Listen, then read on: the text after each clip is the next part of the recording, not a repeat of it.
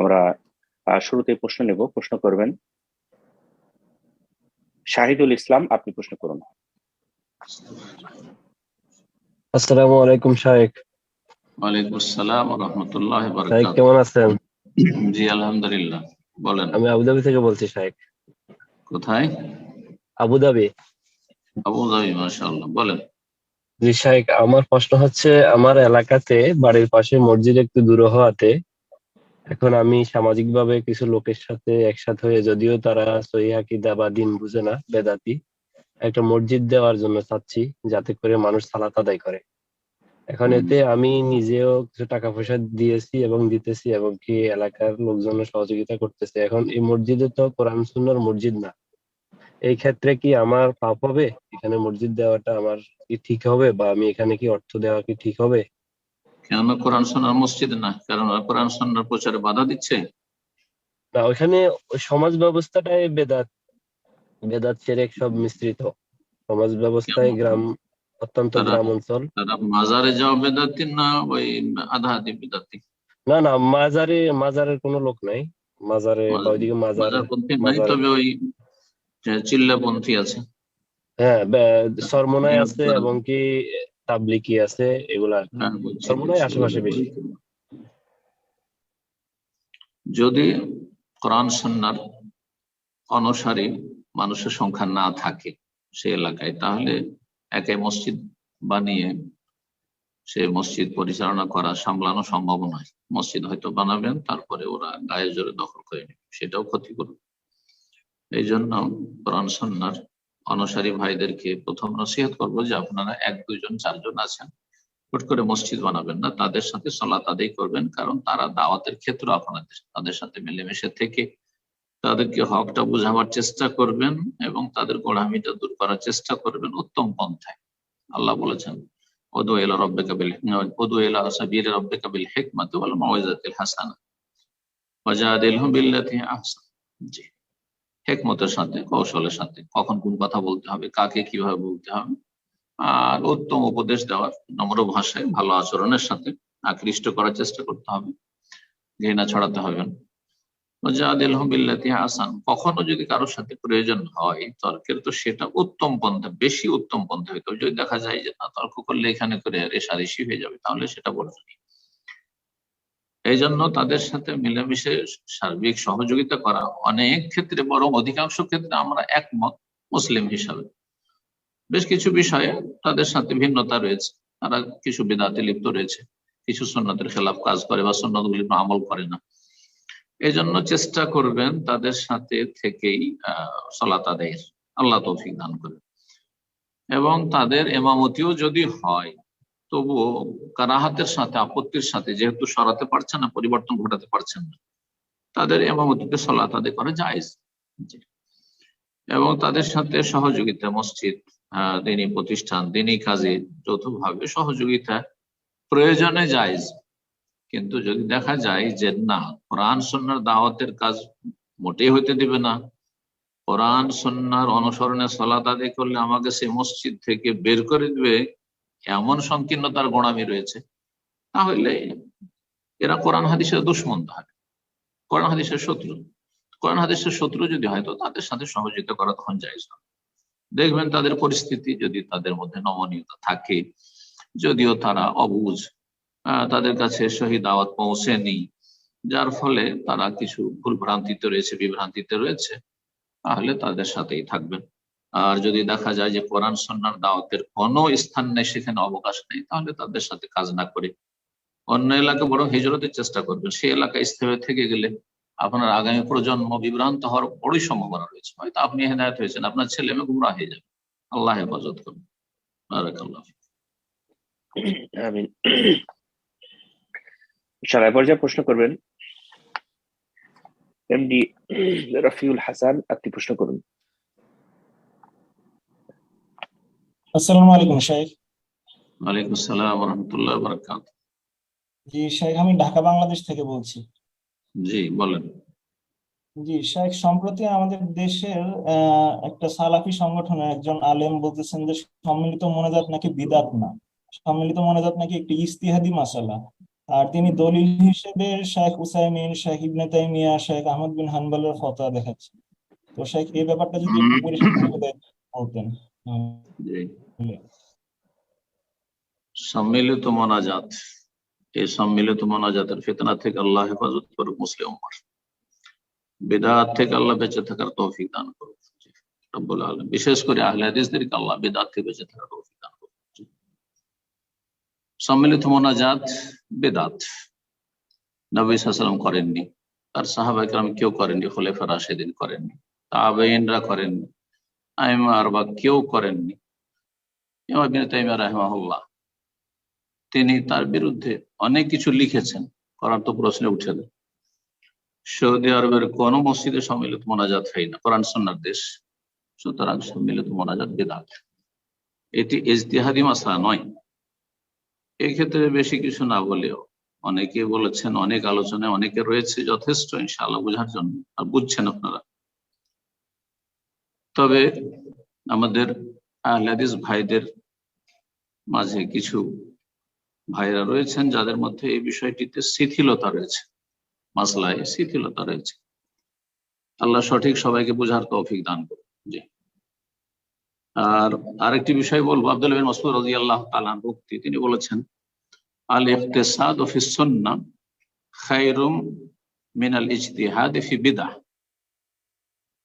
সুন্নতে ক্ষান্ত হওয়া, সুন্নত পালন করে ক্ষান্ত হওয়া, থেমে যাওয়া এবং সুন্নতের অনুসরণে মধ্যম পন্থা অবলম্বন করা, এটি অনেক ভালো বেদাতি কাজে ইজতিহাদ করার চাইতে, বেদাতি কাজে মেহনত পরিশ্রম করা এবং ইজতিহাদের চাইতে।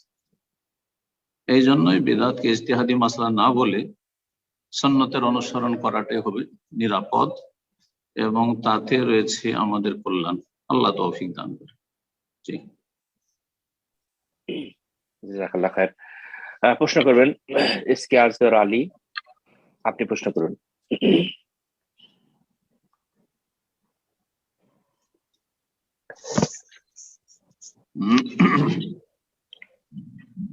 আসসালামু আলাইকুম রহমতুল্লাহ, কেমন আছেন?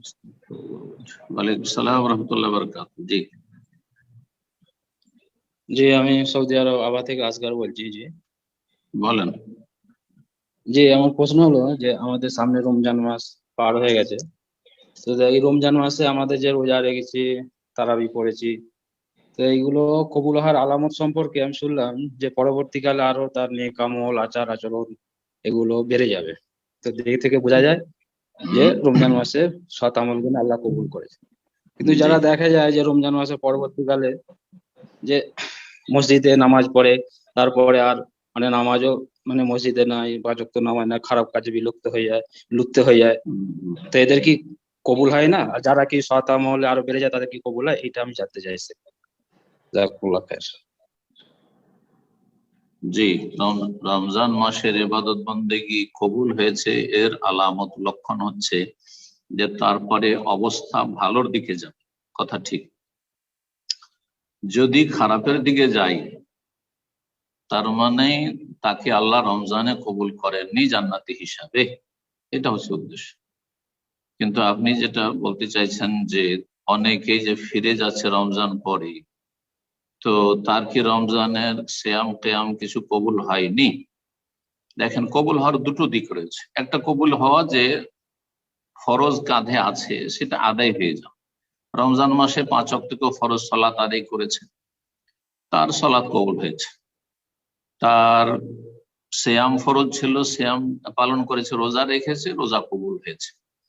রমজান পরে যদি সে ফিরে যায় তাহলে তার সে ফরজটা আদায় হয়েছে, কিন্তু তার উপর যে পারিতোষিক, তার বিনিময়ে যে জান্নাত, 5 ওয়াক্ত সালাত আদায় করলে জান্নাত, as-সালাওয়াতুল খামস, জুমা পড়লে তার সাথে 5 ওয়াক্ত সালাতের সাথে জুমা পড়লো, আল জুমাতু ইলাল জুমা, as-সালাওয়াতুল খামস ওয়াল জুমাতু ইলাল জুমা, রমাদান ইলা রমজান, প্রতিটি রমজান ইবাদতবন্দি করলো, সিয়াম পালন করো, মুকাফফিরাতুল লিমা বাইনাহুন্না, এর মাঝের গুনাহগুলির কাফফারা হয়ে যায়, এটা তার হলো না, গুনার কাফফারা হলো না।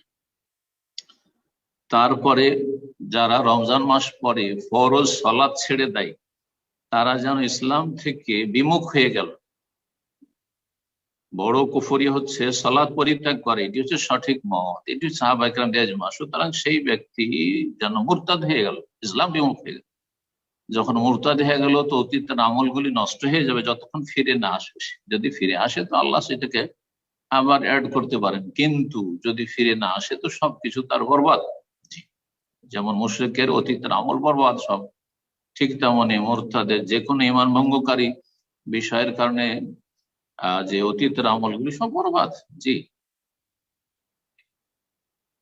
তো যারা রমজানের পরে ফিরে যাচ্ছেন, ফরজ সালাত ছেড়ে দিচ্ছেন, আর কাবিরা গুনাহ যদি থাকার ফরজ সালাতটা না ছাড়ে তবুও চলেন সে মুসলিম। কিন্তু যেই ব্যক্তি ফরজ 5 ওয়াক্ত সালাত ছেড়ে দিয়ে রমজান পরে, তার ক্ষেত্রে ওই হাদিস বলা যেতে পারে ফিট, যে রাগেমান ফরাজলিন, এমন মানুষের নাক মুখ মাটিতে মিশে যাক, মান আতাহ রমজান, রমজান মাস আসলো কিন্তু তার ক্ষমা হইল না। তার ক্ষমা কি করে? তার ক্ষমা হইলে তো সে জান্নাত পেত, জান্নাতের পথে থাকতো, জান্নাতের পথে থাকলো না, সে জাহান্নামের পথে আবার চলে আসলো 5 ওয়াক্ত নামাজ ছেড়ে দিয়ে। সুতরাং সেই ব্যক্তির গুনাহ মাফ হয়নি, সেই ব্যক্তির গুনাহ মাফ হয়নি। তারপর আরেকটি হাদিস রয়েছে, জিবরাইল ইসলাম একদিন আসলেন রাসূলুল্লাহ সাল্লাল্লাহু আলাইহি ওয়াসাল্লামের কাছে, এসে বললেন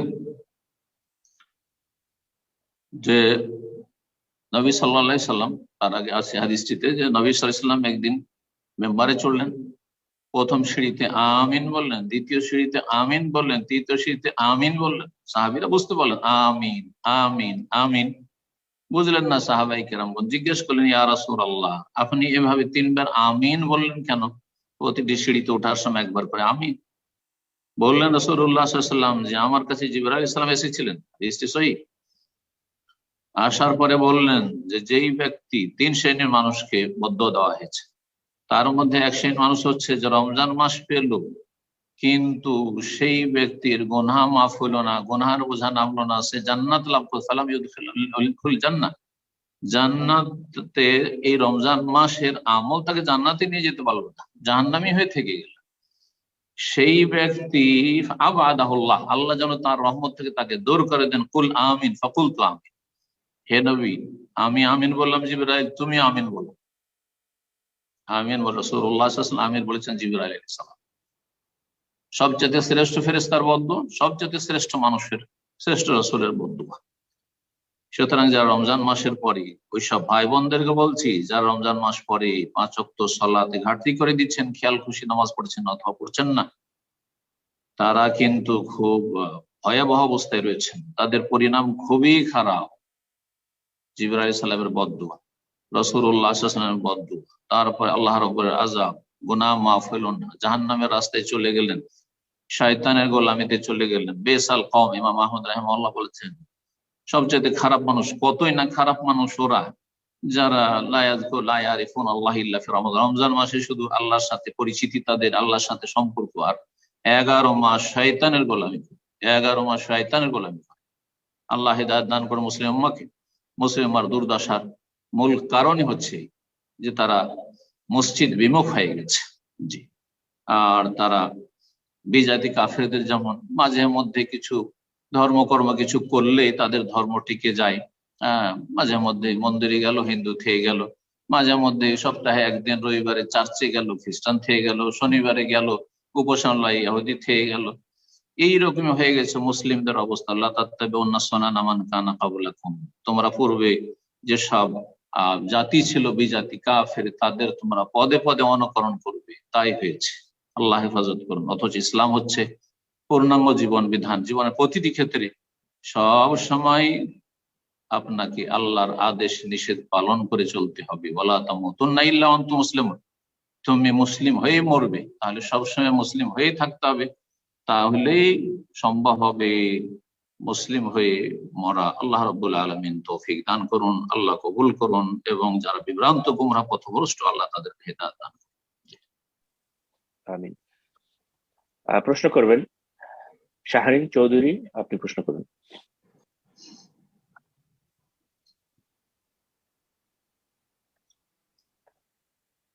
শাহরিন চৌধুরী, আপনি প্রশ্ন করুন।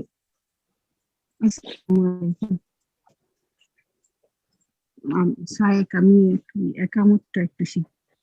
বলে দিলে ভালো হয়। আমি ওই যে একামতের যে আল্লাহু আকবার আকবার এটা কতবার বলতে হয় এটা একটু জানতে চাই। শোনা যাচ্ছে না। শুনে যায় না? আসসালামু আলাইকুম। একামতটা একটু বলে দিলে ভালো হয় স্যার। আমি একামত সম্বন্ধে একটু জানতে চাই। আপনি একামত নিজের সাথে কথা বলছেন মনে হচ্ছে, জোরে বললেন। যে একামতটা একটু বলে দিলে ভালো হয়। আমি একামতটা একটু জানতে চাই, কি কতবার বলতে হয় একামতটা? শোনা যায়? জি শেখ, আমি শুনতে পাচ্ছি। আসলে বোন উনি জানতে চাচ্ছেন একামত সম্বন্ধে, যে একামত ওনার সম্বন্ধে প্রশ্নটা বলে দেন, কি বললেন উনি? জি, উনি প্রশ্নটা হলো যে উনি একামত সম্বন্ধে জানতে চাচ্ছেন, একামত কিভাবে কতবার বলতে হয়। মহিলাদের না পুরুষদের? এটা হচ্ছে কথা। মহিলাদের একামত আছে কিনা, অধিকাংশ আইম্মাদের কাছে মহিলাদের একামত নেই, তবে মহিলাদের একামত দিতে পারে। পুরুষদের দুই রকমই জায়েজ আছে, দুটোই জায়েজ রয়েছে। একরা একামত জায়েজ রয়েছে, বেলাল রাদিয়াল্লাহু তাআলা হাদিসে রয়েছে, তার আজানের সাথে যে একামত রয়েছে। এবং আবু মাহজুরের হাদিসে যে রয়েছে সেটাতে দোহরা, যেটা হানাফিরা দিয়ে থাকে, সেটাও জায়েজ রয়েছে। দুটোই সহিহ হাদিস, কিন্তু দুটোই আমল করতে হবে করলে, আর একটাকে নাজায়েজ মনে করলে হবে না। যেমন আমরা সবচেয়ে বেশি সহিহ হচ্ছে বেলাল রাদিয়াল্লাহু তাআলার হাদিস, কারণ মদিনার মসজিদ নববীতে দীর্ঘ 10 বছর নবী সাল্লাল্লাহু আলাইহি সাল্লাম মদিনা আসার পর থেকে ওই একরা একামতই চলেছে। জি, আর আলোচনা এর উপর আছে, সহিহ বুখারীতে আযান একামতের বিস্তারিত আলোচনা আছে, শুনেন।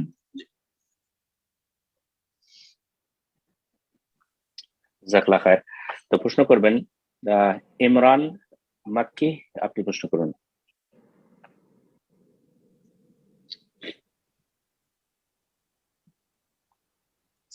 জি, ওয়ালাইকুম আসসালাম ওয়া রাহমাতুল্লাহি ওয়া বারাকাতুহু। জি,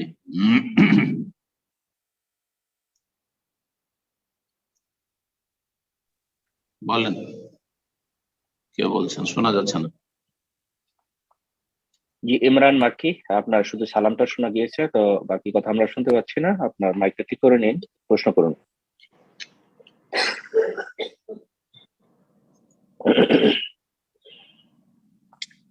সম্ভবত ওনার নেটে প্রবলেম হতে পারে, তো আমরা সময় না নিয়ে আমরা অন্যজনকে সুযোগ করে দিচ্ছি। প্রশ্ন করবেন আব্দুল্লাহ ডালিম, আপনি প্রশ্ন করুন। আসসালামু আলাইকুম ওয়া রাহমাতুল্লাহি ওয়া বারাকাতুহু। আসসালামু ওয়া রাহমাতুল্লাহি ওয়া বারাকাতুহু। জি, শেখ, আমি মদিনা থেকে বলছি। বলেন। আমার প্রশ্নটা হলো, গর্ভবতী মহিলা গত বছরের সিয়াম যদি কাজা থাকে, তারপরে রমজান মাসে যদি তার নেশা শুরু হয়, তো সেই ক্ষেত্রে সে কাজা সিয়াম গুলো কি করবে? গর্ভবতী মহিলা বা স্তন্যদানকারিণী মহিলা যে রোজা রাখতে পারবে না এমন বিধান শরীয়তে নেই। আজকালকার কিন্তু পুরুষ এবং মহিলা মুসলিমরা সাধারণত মনে করে নিয়েছে এটাই, যে মনে হয় ইসলামে পেটে বাচ্চা থাকা অবস্থায় বা বাচ্চাকে দুধ পান করা অবস্থায় রোজা রাখাই জায়েজ নয়, অথচ এটি ভ্রান্ত কথা। আসল হচ্ছে যে পেটে বাচ্চা থাকা অবস্থায় আর আপনার বাচ্চাকে দুধ দেওয়া অবস্থায়, এই সমস্ত সময়গুলোতে রমজানের সিয়াম, ফরজ সিয়াম রোজা রাখবে, পালন করবে, এটা আসল। যদি দেখা যায় যে রোজা রাখলে বাচ্চার ক্ষতি হবে অথবা বাচ্চার মায়ের ক্ষতি হবে শারীরিক, এই ক্ষতি থেকে বাঁচার জন্য শরীয়তে শুধু অনুমতি রয়েছে যে তখনকার মতো রাখবে না, তুমি অস্থায়ী রোগীর মতো। আর অস্থায়ী রোগীর যে বিধান, সেই বিধান তোমাকে গ্রহণ করতে হবে। সেটা হচ্ছে অস্থায়ী রোগী যখন সুস্থ হয়ে যাবে তখন তাকে কাজা করতে হবে। সুতরাং এই বোন যিনি রোজা ছেড়েছেন রমজান মাসে পেটে বাচ্চা থাকার কারণে অথবা স্তন্যদান করার কারণে, তিনি কাজা করবেন। সেটা একসাথে না রাখতে পারলে ভেঙে ভেঙে রাখবেন, 11 মাসের মধ্যে না রাখতে পারলে পরে রাখবেন। যদি 11 মাসের মধ্যে রাখা সম্ভব হয় তাহলে বিলম্ব করলে গুনাহ হবে, আর যদি তা সম্ভব না হয় তাহলে তার পরের বছর রাখবে, তার পরের বছর না হয় তার পরের বছর রাখবে। জি, কিন্তু এই ক্ষেত্রে ফিদিয়া নেই। ফিদিয়ার ফতোয়া দুর্বল, ফতোয়া সহি নয়। জি, এই কথাই শেখ ইবনে বাজ রাহিমাহুল্লাহ বলেছেন, এই কথা শেখ ইবনে উসাইমিন বলেছেন, এই কথাই অধিকাংশ আইমাইন কেরামগণ বলেছেন যে এই ক্ষেত্রে ফিদিয়া নেই, ফিদিয়া হচ্ছে স্থায়ী রোগীর ক্ষেত্রে। আর গর্ভবতী মহিলা স্তন্যদানকারী স্থায়ী রোগী নয়। জি। জাজাকাল্লাহ খায়ের। তো এরপর যে প্রশ্ন করবেন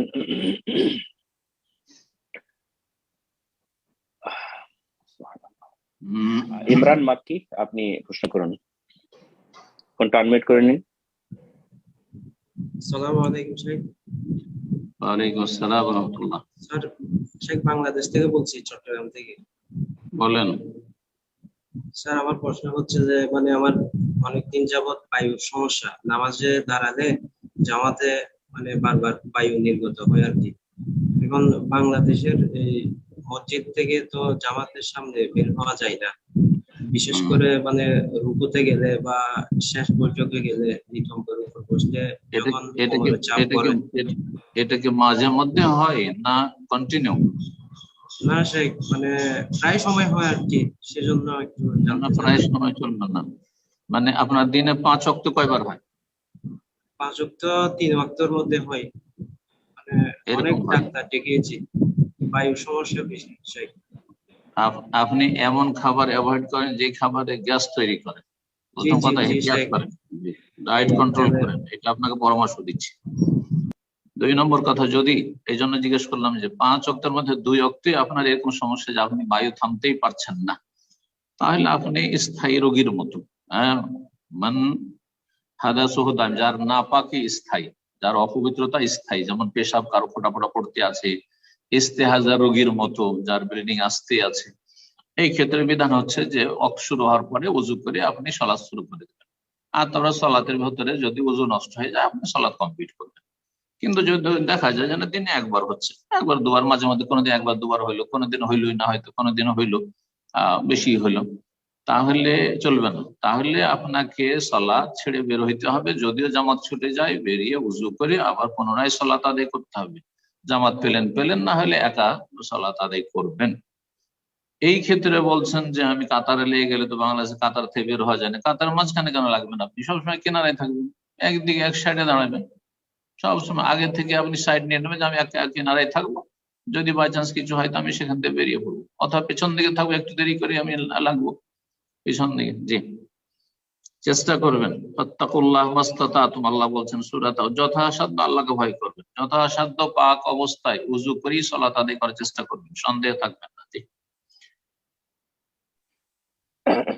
জাজাকাল্লাহ খায়ের শেখ। আর সেক্ষেত্রে একটু স্পষ্ট হওয়ার জন্য জানতে চাচ্ছিলাম যে যদি তার উজু নষ্ট হয়ে যায়, কাতারের সামনে যদি থাকে, সে কি মুসল্লিদের সামনে দিয়ে হেঁটে যেতে পারবে কিনা বিধানটা? কাতারের সামনে দিয়ে যাওয়া যায়, কিন্তু উনি বলছেন যে বের হওয়া সম্ভব নয়, কারণ জাহিল লোকেরা অনেক সময় হয়তো বেরোতে দিবেন না বা কিছু এরকম, কিন্তু তার মনে হয় যে সমস্যা নয়। আমি এই জন্য ওই কথাটি বললাম না, কিন্তু এমনিতে শুধু ইমামের সামনে দিয়ে যাতায়াত নিষেধ, আর 2 কাতারের মাঝখান দিয়ে হেঁটে আসা কোনো ব্যাপার না, শরীয়তে জায়েজ, আপনি গুনাহগার নয়। কিন্তু কথা বোঝা গেছে? এই মশলা জেনে রাখতে হবে এখানে। যখন আপনি বললেন খুব ভালোই করলেন, বিষয়টা আরো ক্লিয়ার হয়ে গেল। জায়েজ, কিন্তু অনেক সময় হয়তো মসজিদে জাহিল লোকেরা নামাজ পড়ে, অধিকাংশ জানে না দিনের মশলা, হয়তো এটাকে অপরাধ মনে করবে যে আমাদের সালাত ডিস্টার্ব করলো, কিন্তু সে কোনো নাজায়েজ কাজ করেন, যে কোনো গুনার কাজ করেন। জাজাকাল্লাহ খায়ের। তো ইনশাআল্লাহ এরপর যা প্রশ্ন করবেন ইমদাদ, আপনি প্রশ্ন করুন।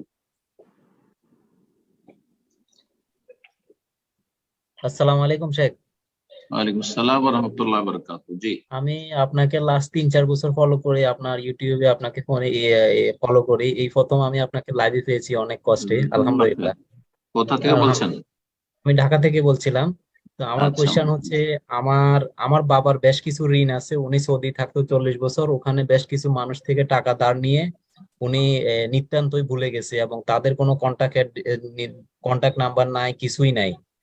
সো এই ক্ষেত্রে উনি এখন এই দানগুলা কিভাবে দিবে? আর হলো 2 নাম্বার হলো, উনি এই দানটা আমার উপর চাপাই দিতে চাচ্ছে। উনি বলতেছে আমি ওমরা করলে উনি অসন্তুষ্টি থাকে, উনি চায় যে আমি ওমরা না করে উনার দানেটা উনার লোনের টাকাগুলা পরিশোধ করি। এটা কতটুকু শরীয়ত সম্মত? আপনার প্রথম ওরা না দ্বিতীয় ওমরা? প্রথম ওমরা ছিল, উনি ওইটাতে উনি অসন্তুষ্ট ছিল আর কি।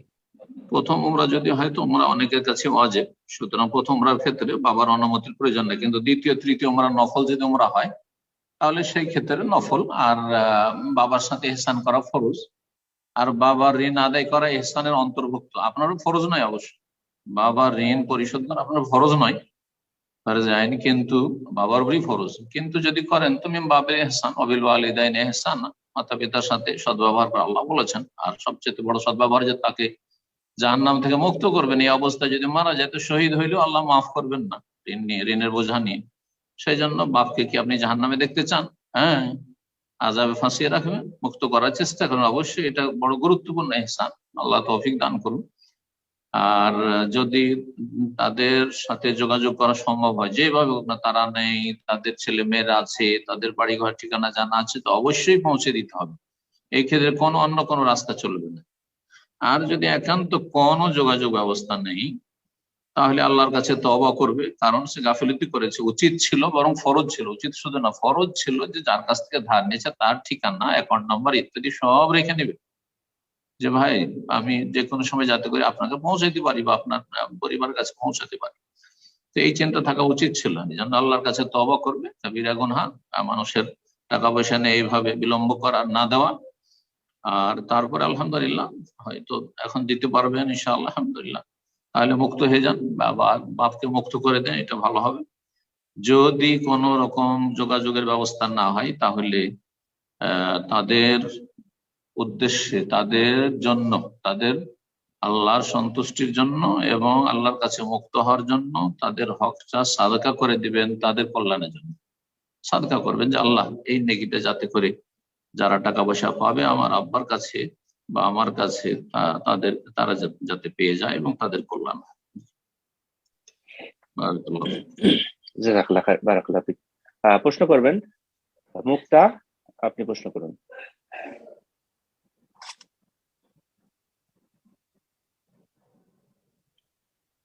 জি মুক্তা, ফোনটা আনমিউট করে নিন, প্রশ্ন করুন।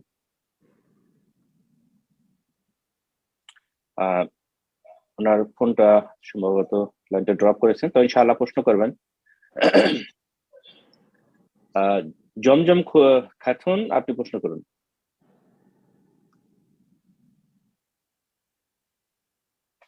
জমজম খাতুন, আপনার ফোনটা আনমিউট করে নিন, প্রশ্ন করুন।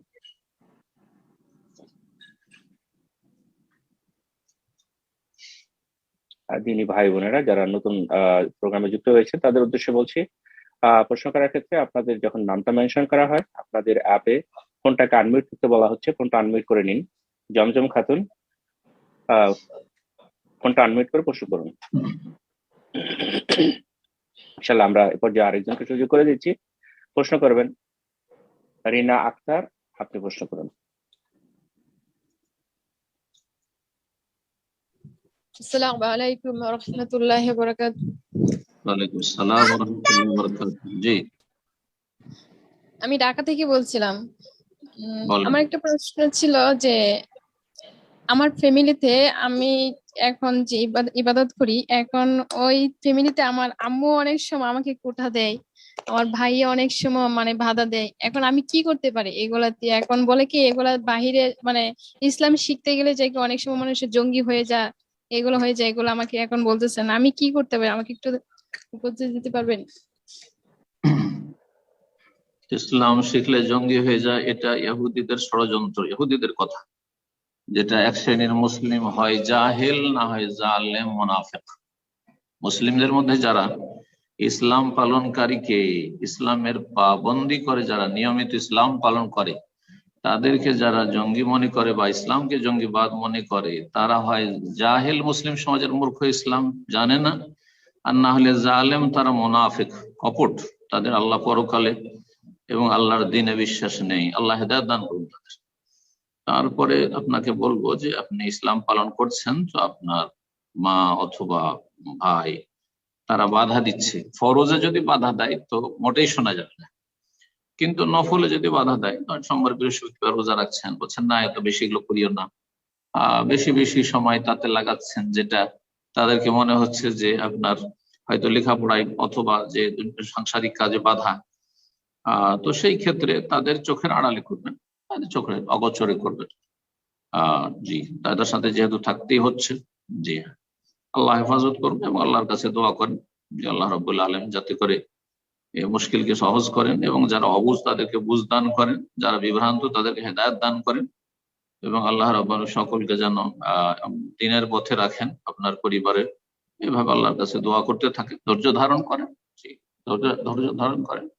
দিন পালন করলে কষ্ট করতে হবে, জান্নাত পেলে কষ্ট করতে হবে। নবী সাল্লাল্লাহু আলাইহি ওয়াসাল্লাম বলছেন হুফফাতিল জান্নাতু বিল মাকারি, জান্নাতকে ঘিরে রাখা হয়েছে, ঢেকে রাখা হয়েছে কষ্টদায়ক বস্তু দিয়ে।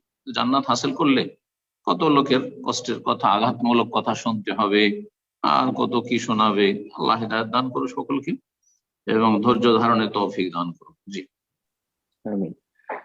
ইনশাআল্লাহ পর্যায় প্রশ্ন করবেন জুমজুম খাতুন, আপনি প্রশ্ন করুন। আসসালামু আলাইকুম ওয়া রাহমাতুল্লাহি ওয়া বারাকাতুহু। ওয়ালাইকুম আসসালাম ওয়া রাহমাতুল্লাহি ওয়া বারাকাতুহু।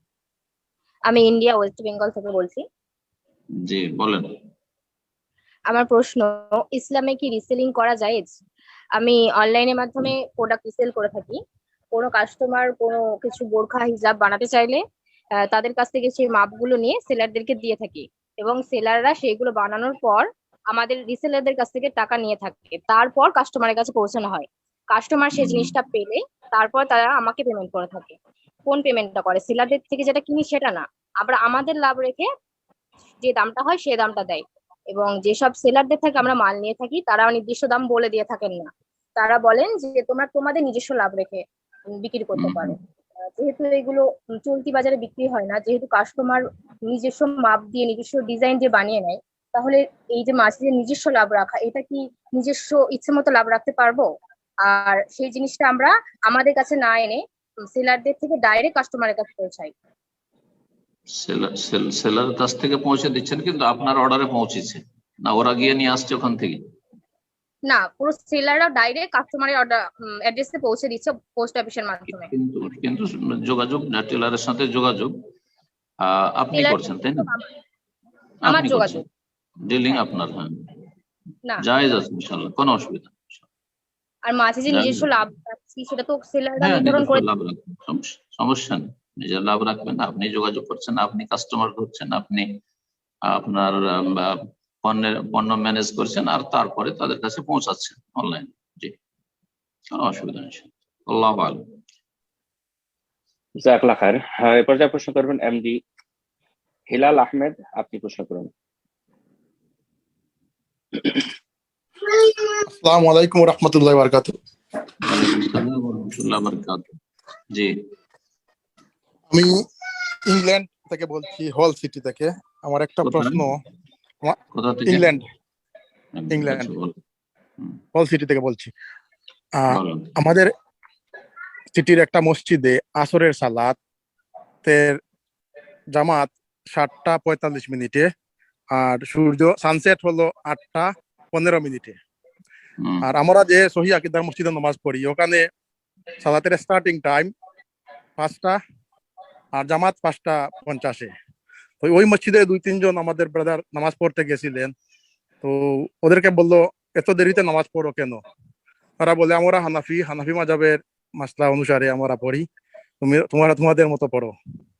তো এই মসজিদে সালাত আদায় করা যাবে কি? সমস্যাটা কি আপনাদের? সমস্যা টাইমের একটু আগে পড়ে নাকি কি সমস্যা তাহলে? বুঝলাম না প্রশ্নটা। জি সেটা আচ্ছা, আপনি ফোনটা আনমিউট করে নিয়ে সরাসরি কথা বলুন। সমস্যাটা কি? সমস্যাটা হলো সূর্য অস্ত 8:15 আর ওরা জামাত আদায় করে 7:45 আসরের সালাত। সূর্য অস্তের আগে মাগরিব? জি, মাগরিবের আধা ঘন্টা আগে আসরের জামাত। ও এত বিলম্বে? এত বিলম্বে। আর আমরা সাধারণত সহি আকীদার মসজিদে 5:30 জামাত আদায় করি। বুঝতে পারছি, টাইম আমি মনে রাখতে পারছি না আপনার এত, কিন্তু কথা হচ্ছে যে এটা ঠিক আছে, ক্লিয়ার করলেন যে সূর্য ডুবার আধা ঘন্টা বা 40 মিনিট আগে বা ঘন্টা খানিক ধরেন, ওই সময়টাই ধরেন এই সময়ে আদায় করছে আসর, তাহলে অনেক বিলম্বে আদায় করছে।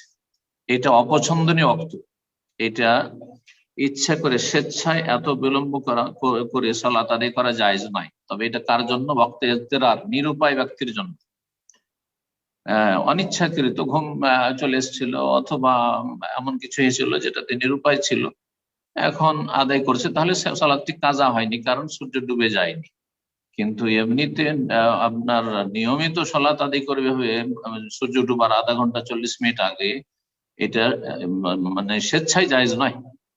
এটা হচ্ছে অওকাতে মাকরুহ, নিষিদ্ধ অক্ত এই সময় নামাজ পড়া মাকরুহ। আর এই জন্যই এইভাবে সালাত আদায় করবেন না এত বিলম্বে, কারণ এর ক্ষেত্রে নবী সাল্লাল্লাহু আলাইহি সাল্লামের ভবিষ্যৎবাণী রয়েছে এবং কঠোর এর কথা রয়েছে যে এমন এক সময় আসবে এক শ্রেণীর লোকের ইউমিতুনা সালাত আন ওয়াক্তিহা, নামাজকে মেরে দিবে, নামাজের প্রাণ নাশ করবে। ইউমিতুনাহা, নামাজের প্রাণ নাশ করবে, নামাজের প্রাণ নাশ করে এরা। জি, তো আল্লাহ হেদায়েত দান করুন। আর কোরআন সুন্নাহর অনুসারী ভাইরা যেসব মসজিদে সালাত আদায় করেন, আউয়াল ওয়াক্তে সাধারণত আউয়াল ওয়াক্তে দেন, একেবারে আউয়াল ওয়াক্তে যদি নাও হয়, 15 মিনিট আধা ঘন্টা লেটে হলে সমস্যা নেই, কিন্তু ঘন্টা 1.5 ঘন্টা লেটে হবে, সূর্য ডুবার কিছুক্ষণ আগে হবে, আধা ঘন্টা 40 মিনিট আগে, এটা মোটেই জায়েজ নাই। জি, আল্লাহ হেদায়েত দান করুন, এই গোড়ামি দূর করুন। আর ওদের ওই মসজিদ, ওইখানে নামাজ পড়বেন না ইচ্ছা করে সালাত আদায় করতে যাবেন না, আসরের বিশেষ করে আর ফজরের। জাযাকাল্লাহ খায়ের। প্রশ্ন করবেন পপি, আপনি প্রশ্ন করুন।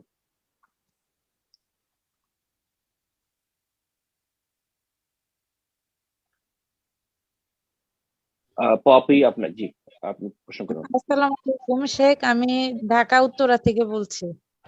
ওয়ালাইকুম আসসালাম ওয়া রাহমাতুল্লাহি ওয়া বারাকাতুহু। জি বলেন। জি, আমি বলতে চাচ্ছি আমার হাজবেন্ডের মাসিক ইনকাম 2 লাখের উপরে, কিন্তু তিনি আমাকে কোনো হাত খরচ দিতে চায় না। আল্লাহ বরকত দান তারপরে করুন, আল্লাহ হেদায়েত দান করুন, কৃপণতা দূর করুন। তারপরে আমাদেরকে আমার বাচ্চাদেরকে 2 ঈদ ছাড়া কোনো কাপড় চোপড়ও তিনি দেন না। তারপরে আমি নিজে টাকা দিয়ে কিছু স্বর্ণ কিনেছি, তাও তিনি আমার কাছ থেকে নিয়ে নিয়েছেন। তো কি করছেন টাকাগুলো? সাদকা করে দিচ্ছেন নাকি? না, তিনি টাকা তার মা বাবা ভাই বোন আত্মীয় স্বজন সকলকে দেন, সাদগাও করেন, 5 ওয়াক্ত নামাজ পড়েন, রোজা রাখেন, সব ঠিক আছে, কিন্তু তিনি আমাকে কোনো খরচ দিতে চান না। এই জন্য যে স্ত্রীর হক, ছেলে মেয়েদের হক বুঝে না, সেই জন্য দিন সম্পর্কে জ্ঞানের ত্রুটি রয়েছে। আল্লাহ বুঝার তৌফিক দান করুন। আমার ভাই থেকে আমার হাত খরচ দিতে বাধ্য করেছে, আমার ভাই থেকে আমি টাকা করে হাত খরচ নেই, কিন্তু সে আমাকে কোনো হাত খরচ দেয় না, শুধু 2 ঈদে কাপড় চোপড় দেয়।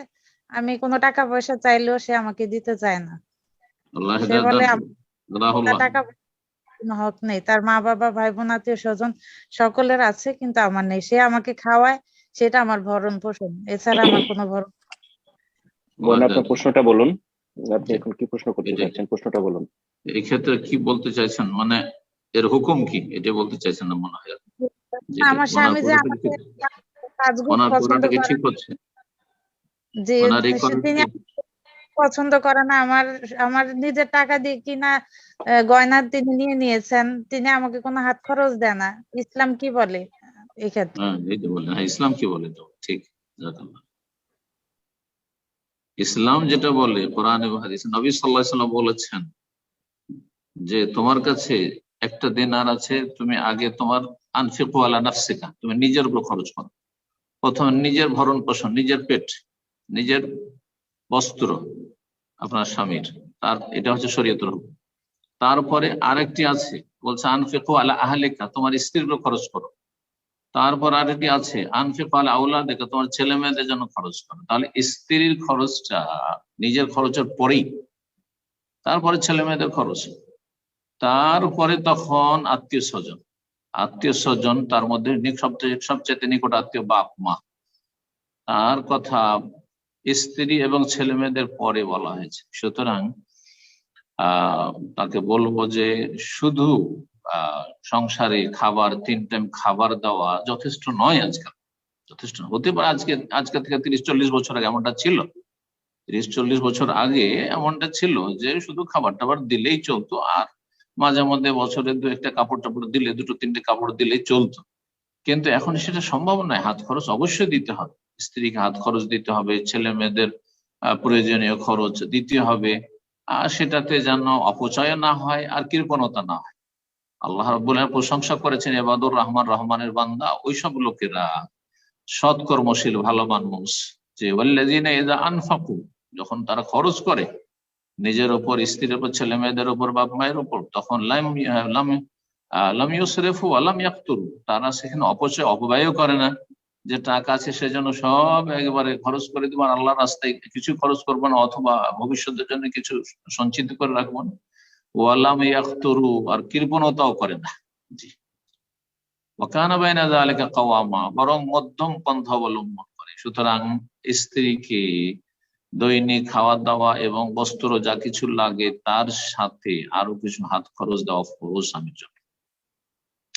ছেলে মেয়েদের খাওয়া দাওয়া, দৈনিক খাওয়া দাওয়া, চিকিৎসা, তারপরে আপনার বস্ত্র ছাড়াও লেখাপড়ার খরচ, তার সাথে কিছু প্রয়োজনীয়, স্কুলে যাচ্ছে মাদ্রাসে যাচ্ছে কিছু হাত খরচ দেওয়া, সেটাও ফরজ, সেটা ফরজ।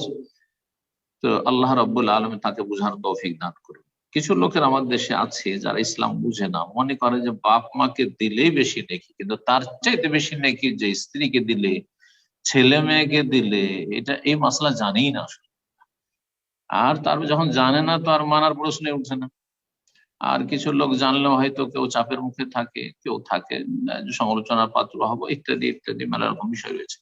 অজ্ঞতায় বেশি কাজ করছে। আল্লাহর অজ্ঞতা দূর করুন, দ্বীনের জ্ঞান অর্জনের এবং আমলের তৌফিক দান করুন।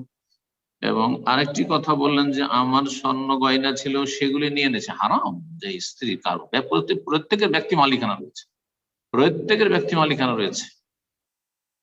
যদি আপনার মেয়েরও থাকে, আপনার ছেলেরও থাকে, আর সে সাবালক, আর তার ব্যক্তি মালিকানা কোথা থেকে টাকা পয়সা পেয়েছে, যেখান থেকে হোক না কেন কেউ দিয়েছে, তাহলে সেটা তার মালিকানা, তারপর হস্তক্ষেপ জায়েজ নয়। তো স্ত্রীর গয়না স্বামী নিয়ে নিবে তার বিনা অনুমতিতে, এটা হারাম, কাবিরা গুনাহ, এটা হক নষ্ট করে। জি, যেমন অন্য কারো আমার আপনার হক নষ্ট করলে যেমন কাবিরা গুনাহ, আল্লাহ মাফ করেন, তেমন স্ত্রীর এরকম গয়না দখল করে নিলে আর ইচ্ছা মতো বিক্রি করে দিল অথবা নিয়ে নিল, হারাম, কাবিরা গুনাহ। আল্লাহ হিদায়াত দান করুন, আল্লাহ বোঝার তৌফিক দান করুন।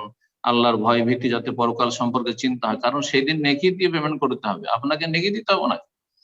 আল্লাহ বোঝার তৌফিক দান করুন। আল্লাহুম্মাহ আমিন। তো এরপর যাই ইনশাআল্লাহ, আমরা প্রোগ্রামের অনেক শেষ পর্যায়ে চলে এসেছি। যারা অনেকেই হ্যান্ড রেজ করেছেন, তো আজকে প্রশ্ন করতে পারছেন না, ইনশাআল্লাহ আগামী সপ্তাহে প্রোগ্রামের শুরুতে এসে হ্যান্ড রেজ করবেন। ইনশাআল্লাহ আপনাদের প্রশ্নগুলো আমরা আগামী সপ্তাহে নেওয়ার চেষ্টা করব। এবং যারা আজকে প্রশ্ন করার সুযোগ পেলেন তাদের প্রতি অনুরোধ থাকবে অবশ্যই নেক্সট উইক আপনারা প্রশ্ন না করে অন্যদেরকে সুযোগ করে দেবেন ইনশাআল্লাহ। তো আজকের সর্বশেষ প্রশ্ন নেব, যে প্রশ্নের মাধ্যমে ইনশাআল্লাহ আজকে প্রোগ্রাম শেষ হয়ে যাবে। প্রশ্ন করবেন খন্দকার কায়েস, আপনি প্রশ্ন করুন। আসসালামু আলাইকুম সাহেব। ওয়ালাইকুম আসসালাম ওয়া রাহমাতুল্লাহি ওয়া বারাকাতুহু। আমি পশ্চিমবঙ্গ, ভারত থেকে বলছি। কোন ডিস্ট্রিক্ট? হুগলি। হুগলি, বলেন। আমি 2014 সাল থেকে আপনার ইউটিউবে দেখেছি, আপনার লেকচার শুনেছি। এক পর্যায়ে আপনি বলেছিলেন মসজিদে টিভি রাখার ব্যাপারে অনুমতি দিয়েছেন। ব্যাপারটা আমার মাথায় একটু লেগেছিল। তো আজকের যা পরিস্থিতি, ইন্ডিয়ার যে চ্যানেলগুলো, এই চ্যানেল মসজিদে যদি রাখা হয়, মানে আমাদের মতো যুবক যারা নামাজ পড়তে যাচ্ছি তাদের মনোসংযোগটা অন্যদিকে চলে যাবে। তাই বলছি, আপনি কি এখনো ওই মত পোষণ করেন যে এখনো মসজিদে টিভি রাখা যেতে পারে? আপনি বুঝেন। আচ্ছা, মসজিদে চাকু রাখা যাবে? আচ্ছা, মসজিদে কেউ যদি চাকু রাখা যাবে? আপনাকে জিজ্ঞেস করছি। জি, আপনার ফোনটা আনমিউট করে নিন। জি, খন্দকার কায়েস, আপনার ফোনটা আনমিউট করে নিন। শেখ আপনাকে প্রশ্ন করছেন। মসজিদে চাকু রাখা যাবে? জি, খন্দকার কায়েস, আপনার ফোনটা আনমিউট হয়েছে, কথা বলুন। আমি শুনছেন আমাদের কথা? হ্যাঁ, বলছি মসজিদে চাকর রাখা যাবে কিনা সেটা আমি ঠিক বলতে পারছি না। সেটা কমিটি ঠিক করে, যে যার মসজিদে তারা বোঝে ভালো। আমরা সাধারণ মুসলিম। আপনি বলতে পারছেন না তো আমার ভুল কি করে ধরতে আসছেন? তাহলে তো আপনাকে জানতে হবে, শিখতে হবে কিছু। কথা বোঝা গেছে? মসজিদে চাকু যদি রাখে আর কেউ যদি সেখানে কোনো কিছু কাটে, যেটা জায়েজ, মসজিদে কাটার প্রয়োজন রয়েছে, মসজিদে খাওয়া দাওয়া হবে, ধরেন ফল ফ্রুট আছে আর আপেল কাটবেন, হ্যাঁ আম কাটবেন, তো জায়েজ কি না মসজিদে বসে? এটা বুঝেন না? জি, ওনার শেখা উনি ওনার লাইফে ডিস্টার্ব আছে, লাইনে আছেন, আমি বলি, করে দেওয়া। জি ইনশাআল্লাহ আপনি কন্টিনিউ করুন। মসজিদে যদি চাকু দিয়ে কেউ আম কাটে, আপেল কাটে, ফলমূল কাটে তো জায়েজ। কিন্তু মসজিদে চাকু রেখে কেউ যদি এই জন্য রাখে যে কারোর সাথে শত্রুতা আছে, ওকে পেলেই মারবো, তো জায়েজ মসজিদে চাকু নিয়ে যাওয়া হারাম। ঠিক কিনা বলেন? ঠিক ওই রকমই টিভি মানে টিভি চ্যানেল, কেন বুঝলেন? টিভি আর চ্যানেলে পার্থক্য বুঝেন না? এতটুকু জ্ঞান নেই? টিভি আর টিভি চ্যানেল, একটা টিভির শুধু সেটটা রাখা আছে মসজিদে, এটা ভিন্ন বিষয়। আর টিভিতে সেখানে আপনার অ্যান্টিনা বা ডিশ লাগানো আছে আর সমস্ত চ্যানেল আসছে মসজিদের ভিতরে, যে কোনো সময় চালিয়ে দিলে সেখানে ফিল্ম আসবে, সিরিয়াল আসবে, এটা হারাম, নিঃসন্দেহে হারাম। কিন্তু একটা সেট রাখা আছে টিভির। আমার পাশের রুমে, এখানে হলে আমি যেখানে আজকে আলোচনা করছি, পাশের রুমে টিভি রাখানো আছে ইসলামিক সেন্টারে, এবং মসজিদের সাথে আমার 7 তলা ইসলামিক সেন্টার, এটা জায়েজ কিনা? কিন্তু কি জন্য রাখা? শুধু সেটটা লাগানো আছে, কারণ এই হল যদি ফুল হয়ে যায়, আমার হলের ক্যাপাসিটি আছে, তাহলে পাশের হলে বসতে দেবো লোকজনকে, আর সেটা টিভি চালু করে দেবো, শুধু বক্তব্যটা শুনবে। অথবা কোনো সময় সেখানে সিডি লাগিয়ে অথবা ইউএসবি লাগিয়ে সেখানে বক্তব্য শোনাবো, সেই জন্য জায়েজ নয়। তো মসজিদ একটা টিভির সেট লাগানো আছে, আর সেখানে যদি ইসলামিক বক্তব্য, শুধু ইসলামিক বক্তব্য চলে, তাহলে জায়েজ। কিন্তু সেখানে যদি আজকালকার প্রচলিত টিভি চ্যানেল, ইসলামিক টিভি যেগুলোকে বলা হচ্ছে, সেগুলো যদি চলে, তবুও জায়েজ নয়। কারণ ইসলামিক টিভিতে কিছুক্ষণ ইসলাম চলছে আর তার প্রধান গাইড ইসলামিক কথা চলছে, সুতরাং জায়েজ নয়। আল্লাহ বুঝার তৌফিক দান করুন এবং দ্বীনের জ্ঞান অর্জনের তৌফিক দান করুন, অজ্ঞতা দূর করুন এবং সঠিক বুঝ অনুযায়ী আমল করার তৌফিক দান করুন। বারাকাল্লাহু ফিক। আমিন আমিন। জাযাকাল্লাহ খায়ের শেখ। তো শেখ জাযাকাল্লাহ খায়ের, আজকে অনেক সময় হয়ে গেল, আজকে এখানে ইনশাআল্লাহ শেষ করে দিন। জাযাকুমুল্লাহ খায়ের, বারাকাল্লাহু ফিক। আজকে যে আলোচনা করলাম, আল্লাহ রাব্বুল আলামিনের কাছে দোয়া করি আল্লাহ রাব্বুল আমাদেরকে আলোচনা থেকে সকলকে উপকৃত করেন এবং আমাদের অজ্ঞতা দূর করেন, আমাদেরকে আল্লাহ রাব্বুল আলামিন দ্বীনের উপকারী জ্ঞান দান করেন এবং নেক আমলে তৌফিক দান করেন, হালালকে হালাল জানার তৌফিক দান করেন, হারামকে হারাম জানার তৌফিক দান করেন এবং আল্লাহ রাব্বুল আলামিন হেদায়েতের উপর প্রতিষ্ঠিত রাখেন, সমস্ত রকমের গুমরাহি থেকে আল্লাহ রাব্বুল আলামিন যেন আমাদেরকে বাঁচিয়ে রাখেন। আল্লাহ রাব্বুল আমাদের পরিবার পরিজন যে যেখানে আছেন, আমাদের ভাইরা যারা আজকে, বোনেরা যারা আমাদের সাথে আছেন, তাদের আপনজনদেরকে, প্রিয়জনদেরকে, মুসলিম ভাই বোনদেরকে সকলকে আল্লাহ হেফাজত করেন। আল্লাহ রাব্বুল আলামিন যেন তার জমিনে শান্তি কায়েম রাখার আমাদেরকে তৌফিক দান করেন এবং শান্তি প্রতিষ্ঠার উদ্দেশ্যে কাজ করার তৌফিক দান করেন। সমস্ত রকমের বালা মুসিবত, অনিষ্ট থেকে, জালিমের জুলুম থেকে আল্লাহ রাব্বুল আলামিন যেন আমাদের রক্ষা করেন। সুবহানা রাব্বিকা রাব্বিল ইজ্জাতি আম্মা ইয়াসিফুন ওয়া সালামু আলাল মুরসালিন ওয়াল হামদুলিল্লাহি রাব্বিল আলামিন। জাযাকাল্লাহ খায়ের। ومن أحسن قولا ممن دعا إلى الله وعمل صالحا وقال إن